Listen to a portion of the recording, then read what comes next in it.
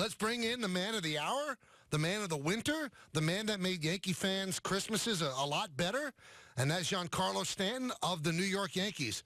Giancarlo, Michael K. here. How you doing? I'm great. How are you? I'm doing great. So when you hear the deal goes down, give me your first reaction. Oh, man, I'm excited. Just not it's one thing. I've only played the Yankees a couple of times, too, so it's like I didn't have much knowledge of them except from the outside. So I'm excited to be a part of something completely new. And just the history and everything of the franchise, the great city, it's going to be a lot of fun. You know, you playing with the Marlins, and I don't mean any disrespect to the Marlins, Giancarlo. It's almost like, I used to say this about A-Rod in Texas, it's like the Mona Lisa hanging in a garage. Well, now you're on Broadway. Is there any trepidation on your part because you never played in a playoff game, and every single game with the Yankees is a big game. So what's your thoughts on that? It's going to be a fun new challenge, really. I haven't experienced it, so it's going to be fun. It's going to be a good dynamic for me to learn and get better. And with this young group of guys that have had a little bit of that, you know, I'll bounce ideas and questions off of them to make sure I'm the best prepared. Have you given thought to this lineup? I don't think I'd want to be a pitcher to face this lineup. No, I wouldn't either. So, even before my arrival. So, it's going to be tough for him. I listened to your press conference, and you seem like you're amenable to playing left or right. Do you have a preference, though, or where you feel more comfortable? Well, I've never played left. Uh-huh. So, of course, the more comfortable would be right, but it doesn't matter. You go out and you learn for it. I believe I practiced a bunch in the minors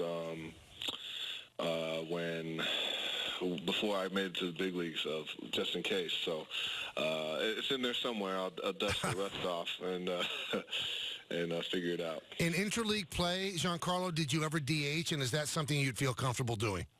Yeah, I did, completely comfortable. It shouldn't be a problem at all. Now, I was listening to your press conference, as I mentioned before, and boy, you didn't hold back on the Marlins. I would assume, Giancarlo, that when you signed a $13 million deal, you really expected to be there the whole time. So how disappointing is this? It is, because that's your expectation, but at the same time, it's not, because they're not going where I envisioned or what I signed up to go. So now I'm in the position of what I signed up for, just with a different jersey on, which is completely fine. Now, in the Instagram post that you had earlier, you said about unprofessional circus times there. Is that, you mean the new ownership or even the old ownership?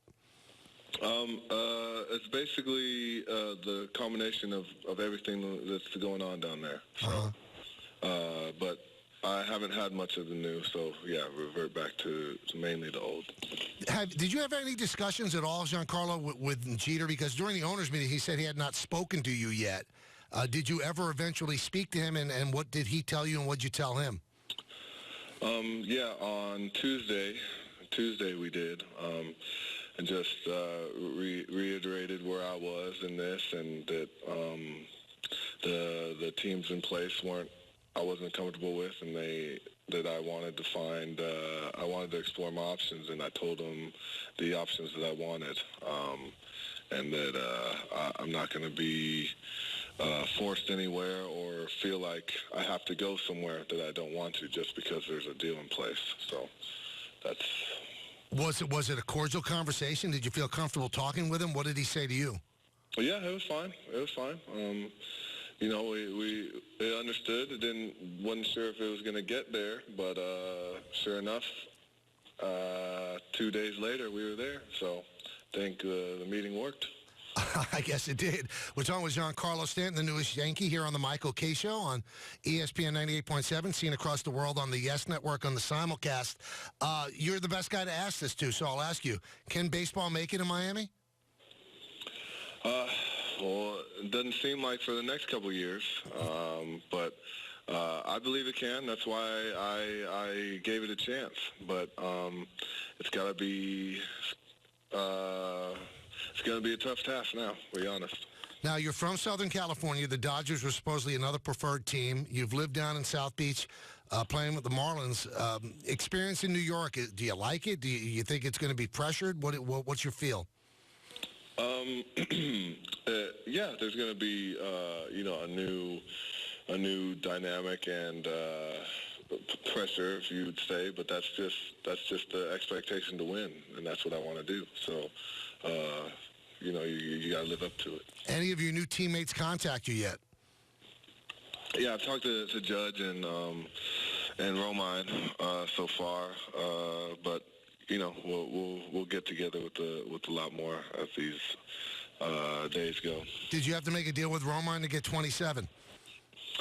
Yeah, he was very, very cordial and open about letting me have it. So yeah, we'll get something good for him. Now, Joel Sherman in the New York Post tweeted out that there was some thought about having you wear 77, where you and Judge would be 77 and 99, like Mantle and Maris of 7 and 9. Did you give serious thought to that? That didn't really come to my attention, to be honest. Oh, okay. But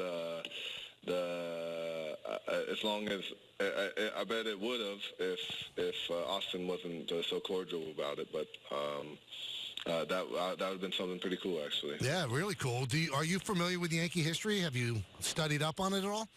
Yeah. Especially with my last season or my just recent season of tying Ruth. Right. So.